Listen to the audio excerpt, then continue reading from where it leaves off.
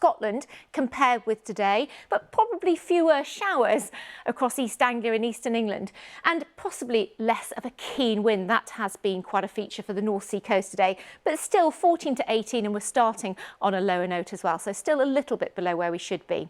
But come tomorrow night, there'll be a little bit more cloud in the sky. So it doesn't look as if it'll be quite as chilly. These are the towns and the cities, but in the south it still will be locally cold enough for some grass frost again.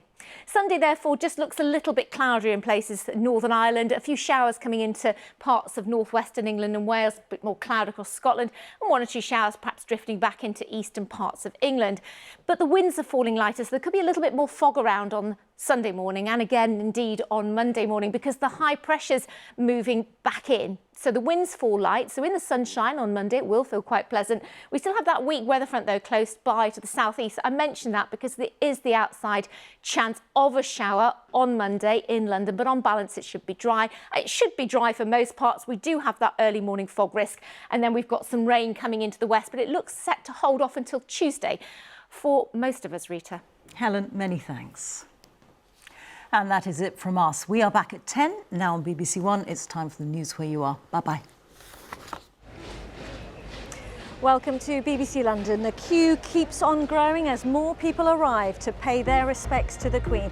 And across the capital and in Windsor, preparations are being made for the biggest weekend we've ever seen. We'll have the details.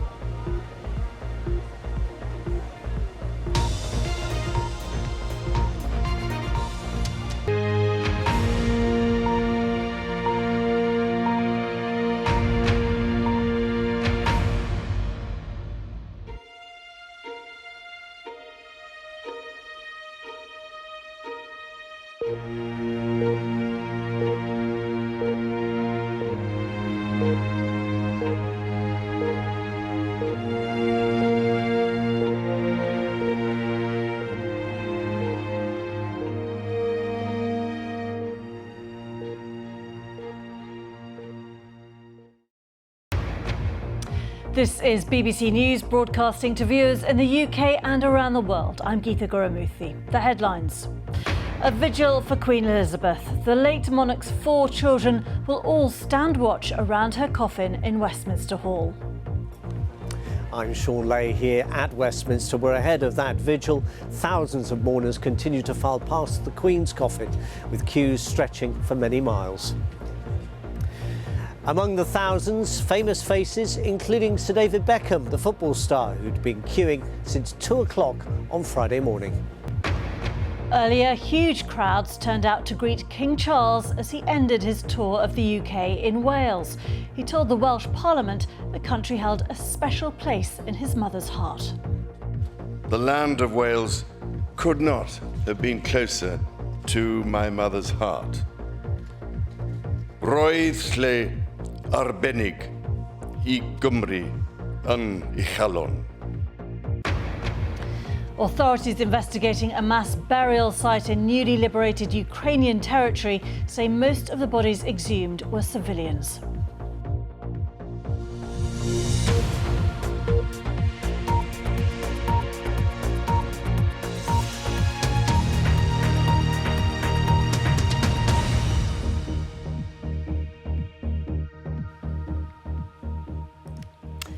Hello, for all of you watching on PBS and around the globe, a very warm welcome. In the next half an hour, Queen Elizabeth's 4 children, King Charles and the Princess Royal, Prince Andrew, the Duke of York, and Prince Edward, the Earl of Wessex, will all stand vigil around the Queen's coffin in Westminster Hall. Well, these are the live pictures from the hall where the late Queen Elizabeth is lying in state, where a stream of mourners continues to pass her coffin to pay their respects after queuing for many, many hours. We're bringing you continued special coverage shortly of the Vigil of the Princes, as it's called, with all 4 royals in ceremonial military uniform accompanying the coffin for 15 minutes.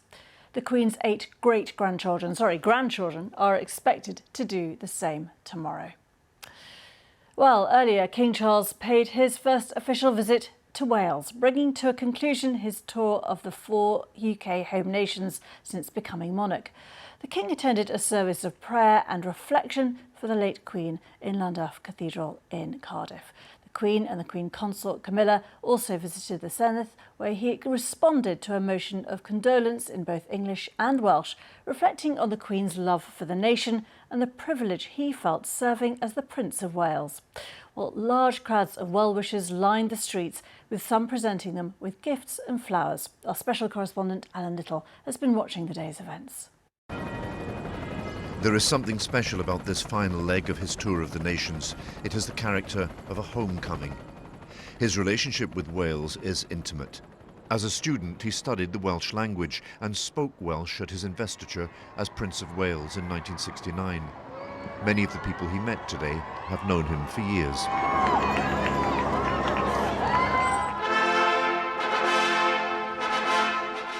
Llandaff Cathedral was rebuilt after being bombed in the Cardiff Blitz. It connects us and the royal family to the great shared British experience of the Second World War. Queen Elizabeth's visit here in 1960 marked its restoration, a symbol of the long recovery from war and its aftermath that characterised the early years of her reign. Here, the King and Queen Consort attended a service of prayer and reflection for her life. A nawr o arglwydd fy niw, gwnaethos dy was yn frenin, yn llef yn had Dafydd, a minnau'n llanc, ifanc, dibrofiad. The First Minister Mark Drakeford read from the first book of Kings, which includes the verse, "And now, O my Lord, you have made your servant king."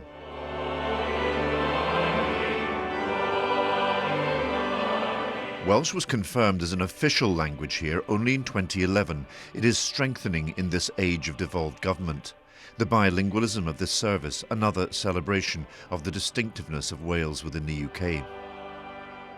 As Wales gains an even stronger sense of nationhood and our place within the world, we should still remember that shared traditions count.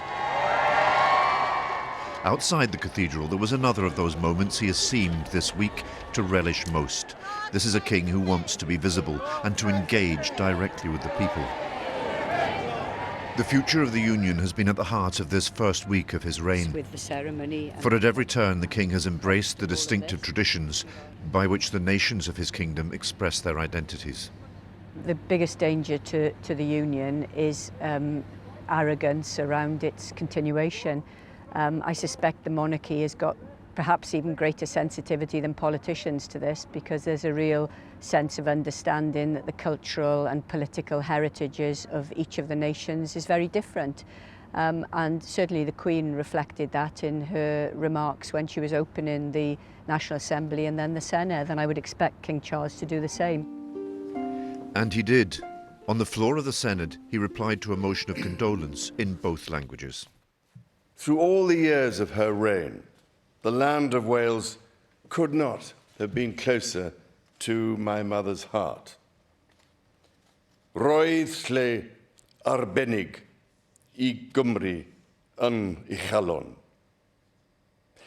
I know she took immense pride in your many great achievements, even as she also felt with you deeply in time of sorrow. It must surely be counted the greatest privilege to belong to a land that could inspire such devotion. I am resolved to honour that selfless example in the spirit of the words by which I have always tried to live my own life. Ich dien, I serve.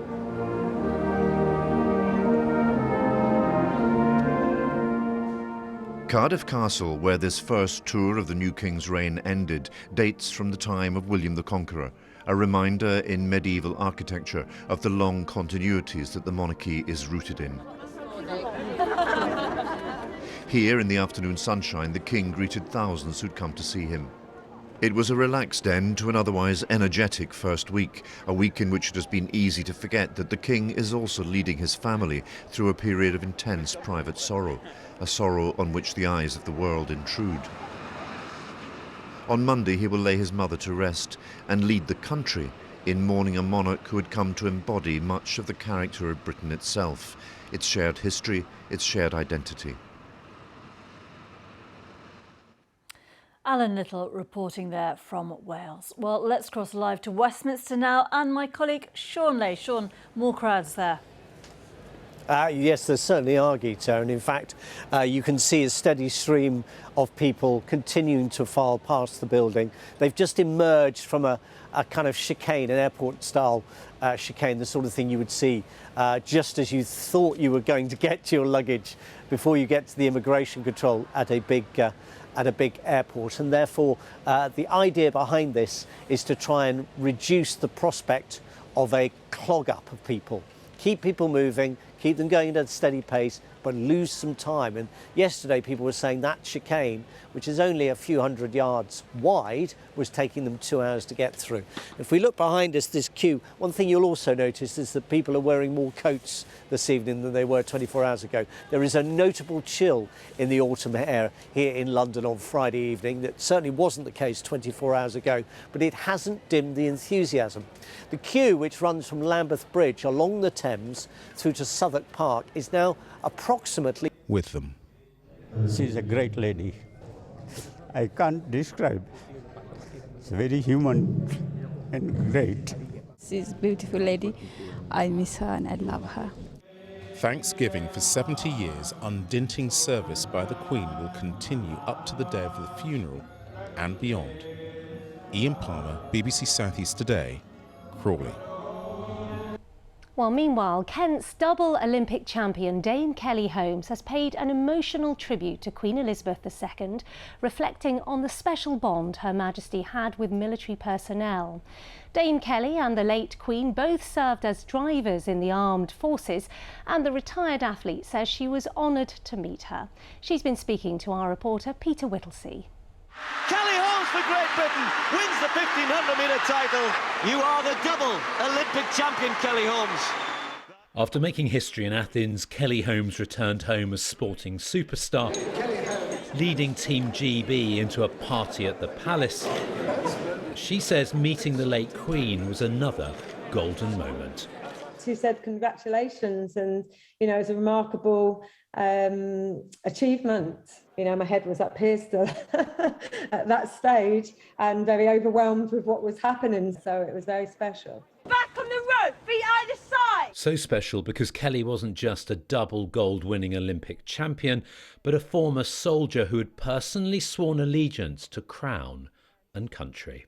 Me serving for my country, competing for my country, it's a very personal piece. Taking a driving course at a training centre is Princess Elizabeth, 2nd Subaltern ATS. In the services, she was also an 18-year-old driver mechanic, which is what I did when I first joined the military. So when I've seen some of those pictures and her driving, I'm like, wow, I was actually like a driver like the Queen.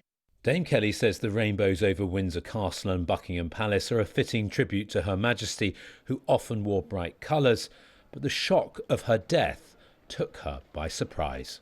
I broke down, you know, it was, and still is, such an emotional thought. It's still unbelievable to think, and it's, you know, we all know that age, you know, comes to a point, but I think in some way she was rather immortal in our minds because we see her on our stamps and our coins. She has been a steadfast leader. She's, you know, stoic in her approach. She's been somebody that we all should look at as somebody with such poise and credibility to serve for her people. And that's why she'll cherish the moments she met the late Queen. Peter Whittlesey, BBC South East Today. And a very warm welcome to viewers of BBC London. It's 12 minutes past 7. This is our top story tonight. A volunteer from Kent who's helped save many lives at sea says it's an unbelievable honour to be invited to the Queen's state funeral. Margate RNLI volunteer Guy Addington is one of nearly 200 Queen's Birthday Honours List recipients who will be joining royalty and world leaders in Westminster Abbey on Monday. Also in tonight's programme. Ready for kick-off, Brighton and Hove Albion take on Arsenal tonight as the Women's Super League gets underway. And after a mostly dry day today, what does your weekend weather have in store? You can find out with me later on in the programme.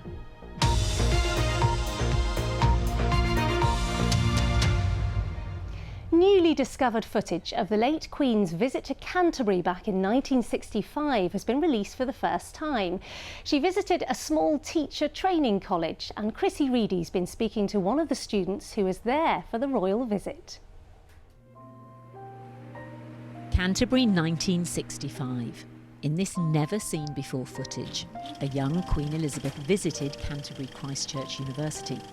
Of course, back then it was a teacher training college opened by the Church of England. One of its students was Lorna Damond. She accompanied the Queen around campus. I remember being so nervous that the main thought that came into my head was if I speak to her before she initiates anything, she might say, "Off with her head," in the sort of Alice in Wonderland way. So I was very cautious about initiating. But I do remember what she was so keen to look at everything, but particularly in the library, the storybooks for children. She really enjoyed looking at that. And that was when I felt she came out as a mother of children. With Prince Philip just a few steps behind her, the Queen explored the chapel, laboratories and classrooms, even enjoying a musical performance. It was really significant for the Queen to visit us because in the 20th century we were only the second institution to be founded by the Church of England, and the Queen obviously is the head of the church, and as such it was particularly special, I think, to have her so soon after we had opened this wonderful campus, which, as you know, is on a World UNESCO Heritage Site. Today it's a university with 18,000 students. In the chapel sits a condolence book for the late Queen Elizabeth. My immediate reflection is a long life well lived. Very few people are able to live a life where they truly fulfil their vocation, where who they are matches exactly what they do.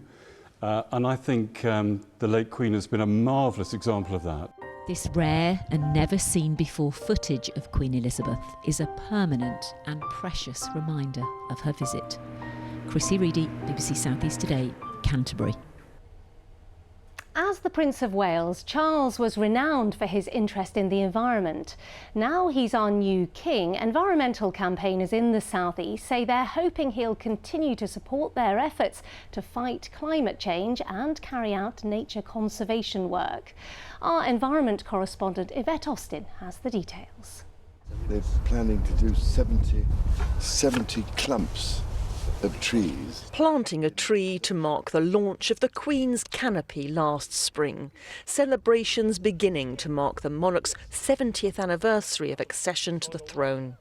The new king, passionate not just about trees, but so many environmental issues which he's so often spoken about.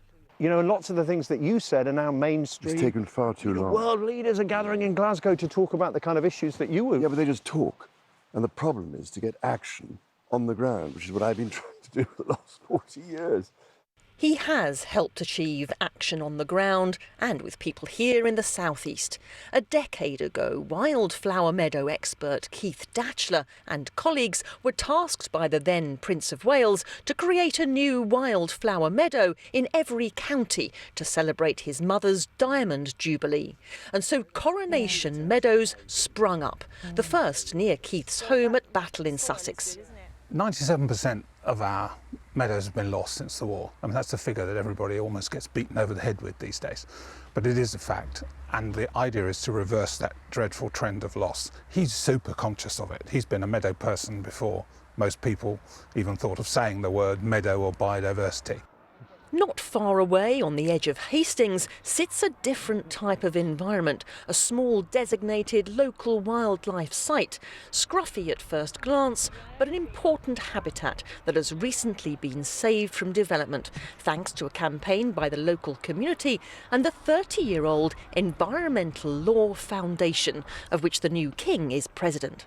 ELF was set up to redress the significant imbalance in resources between communities and those who are looking to do the environmental harm, if you like, and yes, support those communities to have a voice in that environmental decision making and also to challenge bad decisions when they arise. It's nice to know that you've got an organisation behind you that are willing to provide that advice. You're not alone.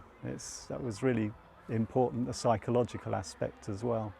Many environmental campaigners have been left wondering after the initial speech by the new king.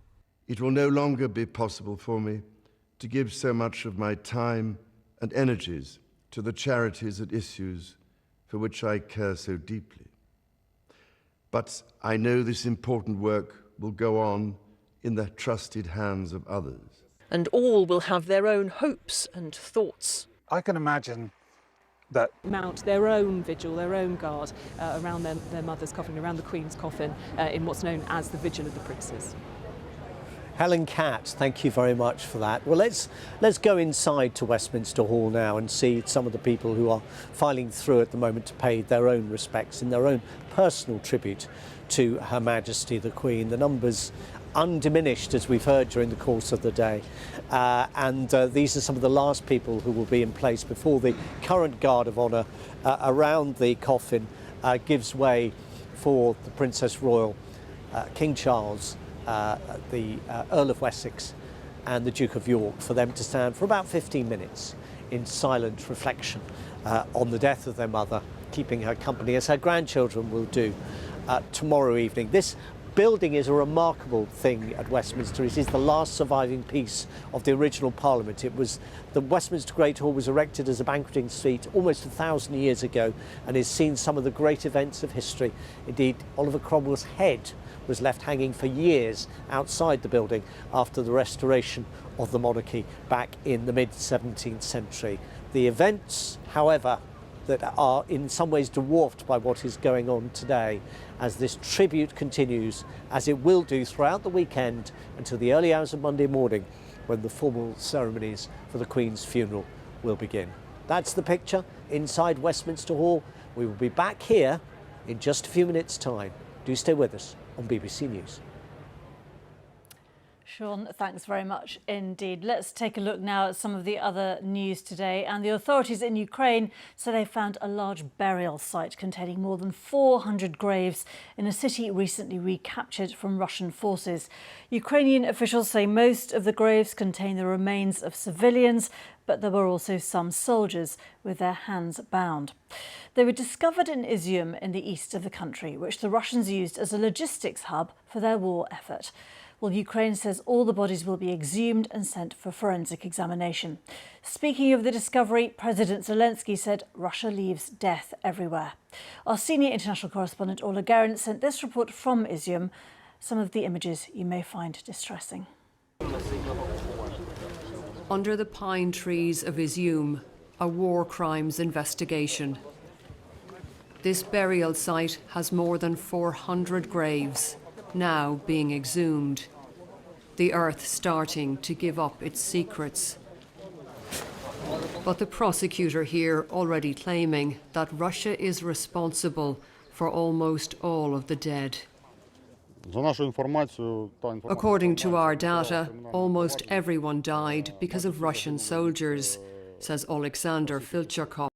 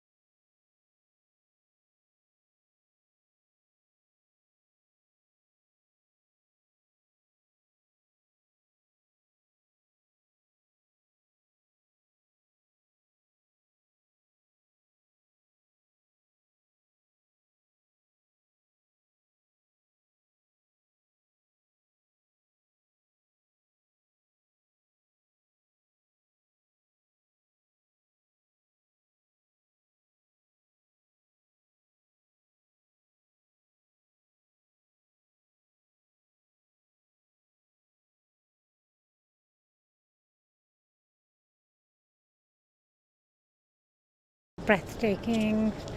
It was very emotional.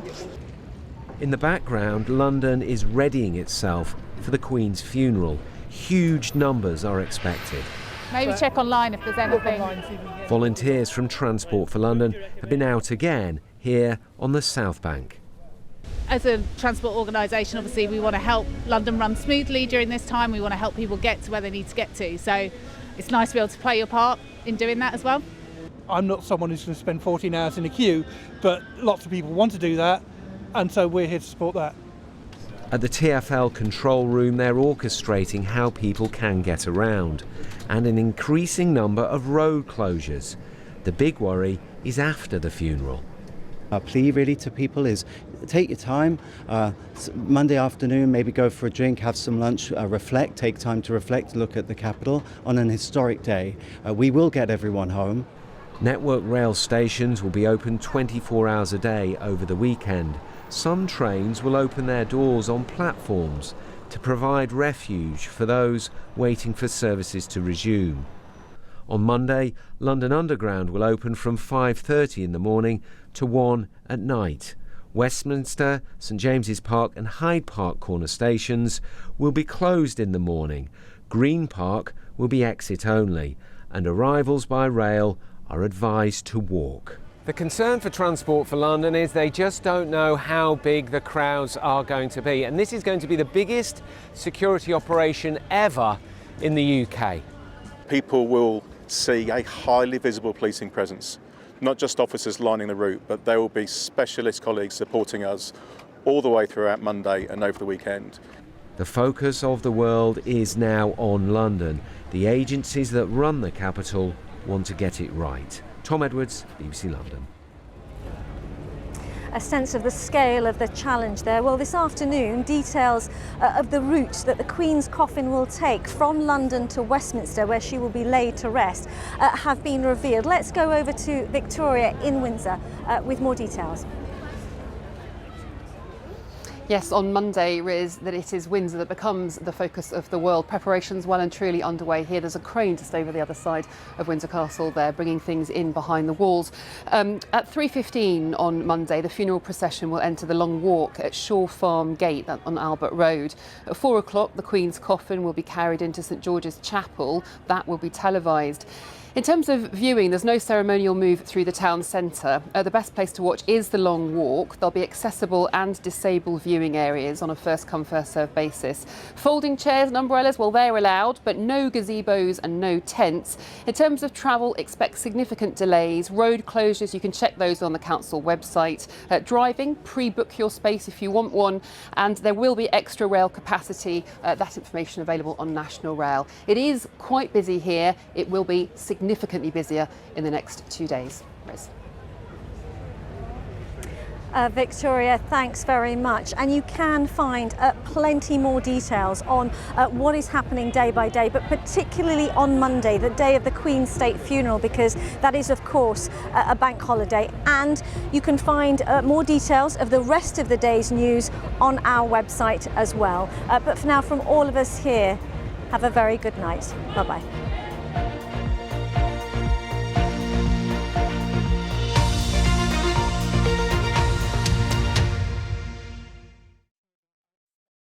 Queen Elizabeth II. From monarch to mother, wife to grandmother. Discover rare insights into her life. Winston Churchill said that the further backward you look, the further forward you can see. She really loved taking photographs and was rather good at it. This must have been taken by your papa. They're very sweet little pups. Very remarkable lady, very human. All of a sudden I knew that the Queen had a sense of humour. Will she go down in history as a style icon? I think so. The Queen had dedicated her life to the service of the British people, and that is what she's done. Uncover more unique moments with BBC iPlayer.